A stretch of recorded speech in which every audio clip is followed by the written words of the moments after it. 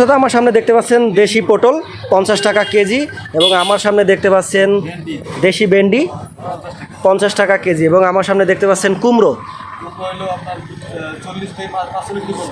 45 থেকে 55 টাকা। আমার সামনে দেখতে পাচ্ছেন শসা, আজকের বাজার দর 50 টাকা কেজি, খুচরা বিক্রি। সামনে দেখতে পাচ্ছেন ঘইয়া 50, এবং আমার সামনে দেখতে পাচ্ছেন কাঁচামরিচ 240 টাকা কেজি, এবং আমার সামনে দেখতে পাচ্ছেন লেবু 15 থেকে 20 টাকা হালি। আমার সামনে দেখতে পাচ্ছেন টমেটো 180 টাকা কেজি, এবং আমার সামনে দেখতে পাচ্ছেন গাজর 180 টাকা কেজি। আমার সামনে দেখতে পাচ্ছেন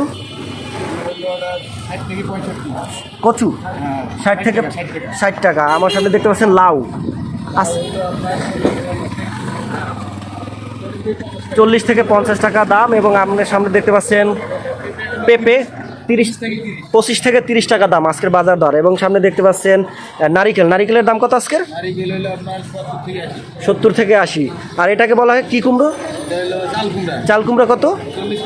40 থেকে 50, এবং সামনে দেখতে পাচ্ছেন কাঁচকলা